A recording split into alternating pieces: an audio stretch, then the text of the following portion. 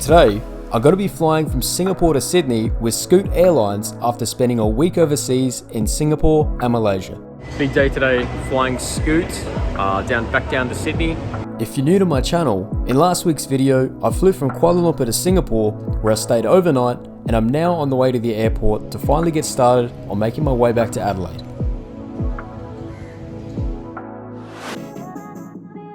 You know the needs of the other country, and I think you got the upper hand. Right, good morning. Here I am in Singapore Changi Airport, Terminal 1. So big day today, flying Scoot back down to Sydney. Sorry, my phone just cut out then because the airport Wi-Fi kicked in because I've been here a few times over the last week. But anyways, I'm just gonna go get my boarding pass and let's get going. Apologies for the strange intro. As this was my last night overseas, I decided to go out and end up having a late night. Thankfully though, I woke up in time and I'm now looking forward to this flight back to Australia. But as I didn't arrive overly early to the airport today, I was in a little bit of a rush to get to my boarding gate.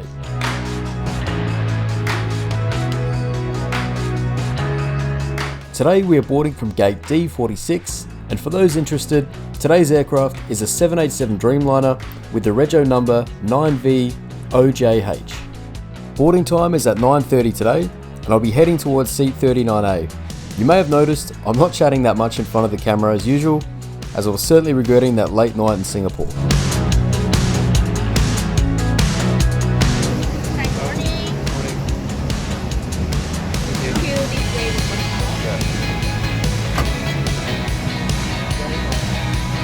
As I flew with Scoot on their 787 in last week's video, which I'll link below, I won't get into all the details I mentioned regarding the seat classes that are available. But to make things simple, today I'm flying an economy standard. And if you happen to catch last week's video, you also know today I know exactly what to expect. Bare to the bones flying. It's essentially you get what you pay for. And I mean that in more ways than one, which you'll see once we're in the air.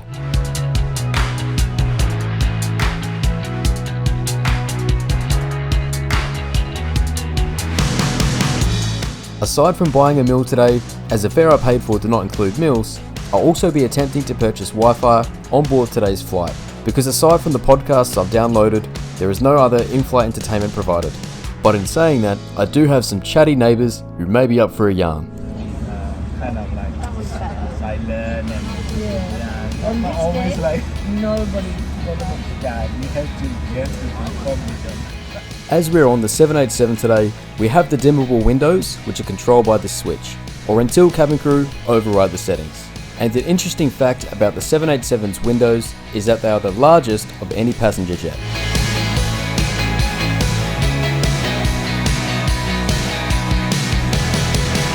But as we've been sitting on this plane long enough, let's sit back and enjoy the takeoff from Singapore and finally make our way down to Sydney, Australia. No, I was anyway, I was like, where I am? Second day in Bali. My mind was like, this is too much. First I'm getting culture shock in Bali. And then after I'm getting culture shock in Bali, there's all these Italians dressed beautifully. I'm like, what I'm doing? Like I'm in the zoo or what? You don't know, I've never been so shocked in my life. So it's a double culture shock. Really? Again, it was like really the worst, because it was nice Bali, but it was really like, what the hell?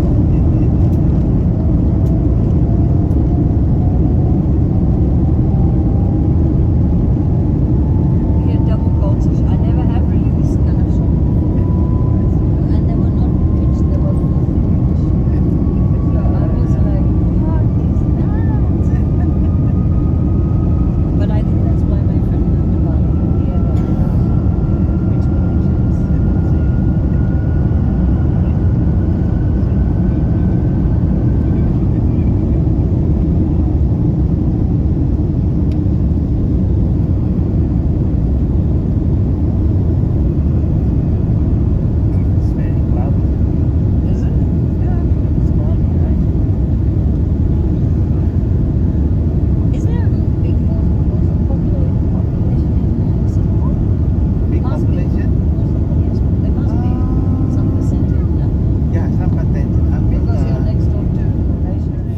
On average, Singapore to Sydney is around the 7-hour mark depending on the day. However, with our flight today, we'll encounter some strong tailwinds which will see us touching down in Sydney 6 hours and 35 minutes after takeoff. So the Wi-Fi on Scoot. Let's just say it's expensive. But since I don't really have much else planned for in-flight entertainment, I thought I'd give it a go just to pass some time. So to be honest, the Wi-Fi is an absolute rort. I paid $50 Australian for 200 megabytes, which is just enough to send some messages online and view some emails. But I'll keep you updated as the flight goes on, and we'll see how long this lasts.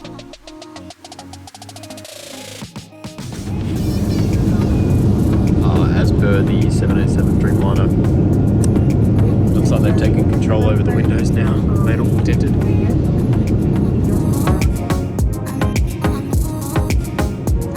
If you're hoping to charge your phone on Scoot, keep in mind this is also going to cost you money, unless you're in Scoot Plus. At this rate, I wouldn't be surprised if I needed to pay to use the bathroom. And since I've already coughed up $50 for the Wi-Fi, why not spend a little more for a meal? Today, I've gone for the rag out of chicken and potato, and including a bottle of water, all up, this was 15 Singaporean dollars.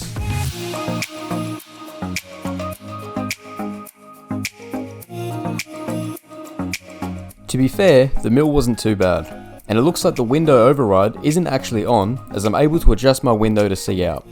Who knows, maybe things are starting to take a turn for the better.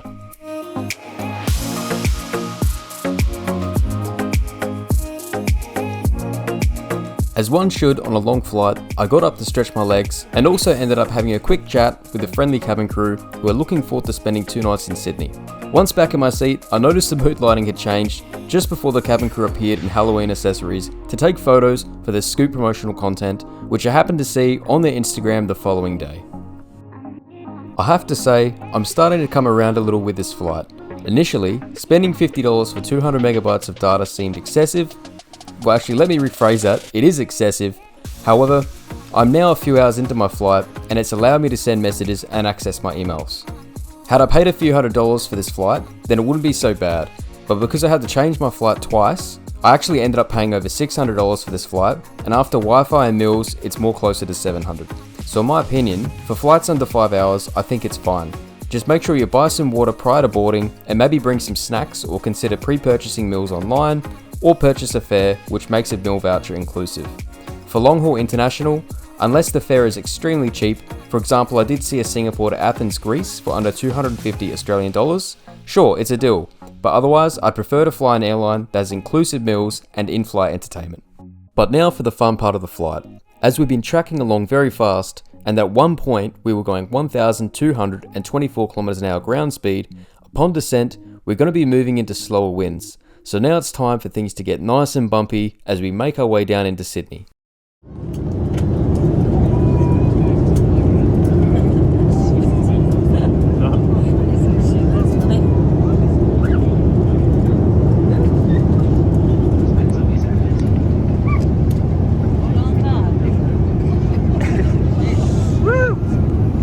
Bit of a ride now.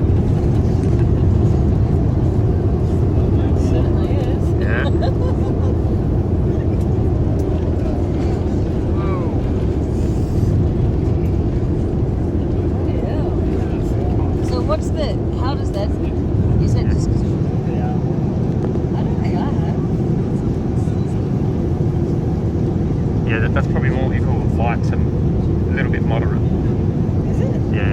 Okay.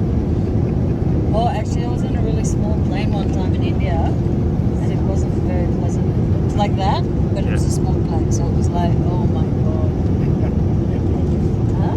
Yeah, what happened? As I expected, the turbulence pretty well disappeared once we had slowed down and were coming in to approach Sydney. But for now, let's enjoy the landing on runway 34 left.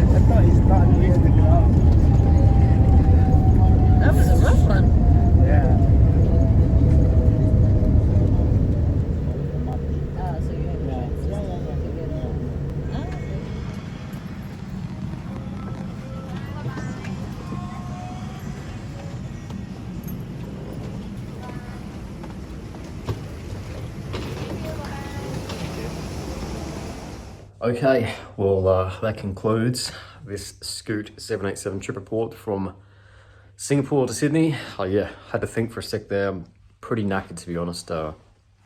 One more flight to go. So flying back to Adelaide tomorrow from Sydney. Although we'll see what happens, because I've already received the message saying that there's a meteorologist that said there's very strong winds tomorrow.